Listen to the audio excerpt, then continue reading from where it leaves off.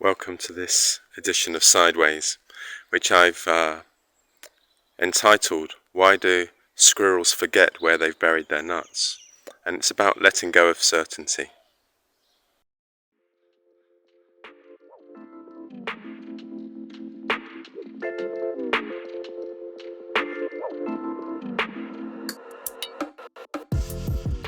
So each morning, when we come into the garden, we tend to find that the squirrels have forgotten where they've buried their nuts, and as a consequence, they manage to dig up half the lawn, frantically searching for where they stored their nuts last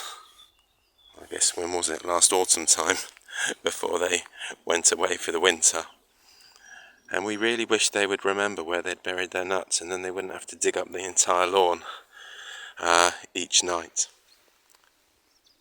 This struck me as conversely being sometimes the opposite of what we do with our truths, with our resources. We tend to bury our truths rather too securely.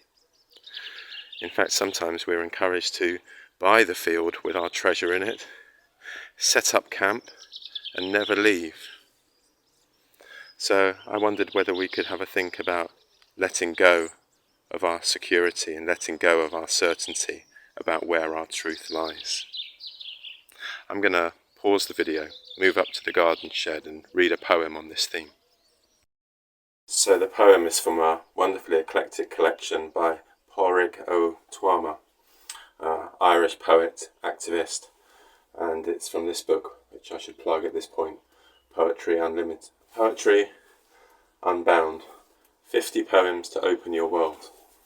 Here's one by a Israeli poet, lived from 1924 to 2000, Yehuda Imakai, and it's called The Place Where We Are Right. From the place where we are right, flowers will never grow in the spring. The place where we are right is hard and trampled like a yard.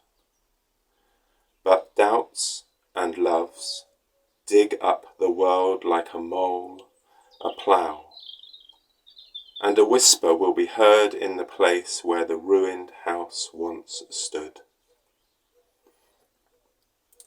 Let me read it again. From the place where we are right, flowers will never grow in the spring. The place where we are right is hard and trampled like a yard. But doubts and loves dig up the world like a mole, a plough, and a whisper will be heard in the place where the ruined house once stood.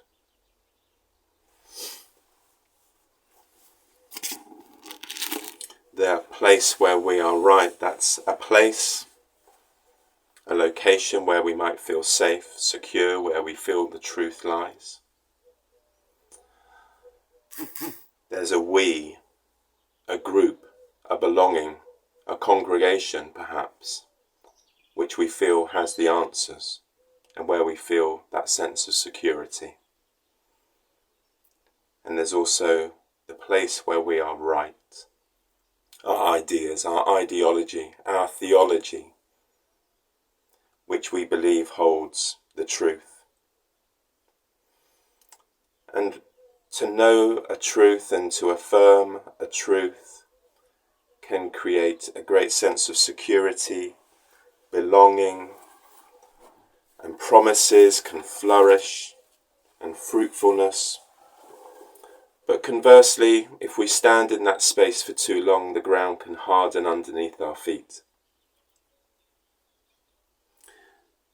So we can find ourselves standing on hard, arid ground.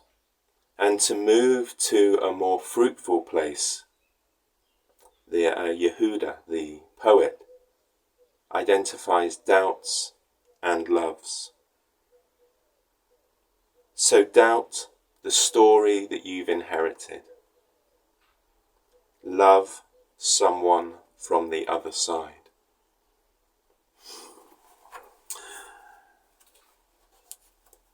Through doubt and love, By doubting the story that we've inherited, by loving those from the other side, we can begin to hear the fragmentary whispers, he says, of the past. We can begin to hear stories that have been denied, stories that have been buried, stories that have been hidden from view, from our mind. Now for Yehuda, the context of this poem is probably the Israeli-Palestine conflict. For us though, also, regardless of context, perhaps we also can let go of some certainty. Perhaps for a while we can forget where we have buried the nuts in autumn.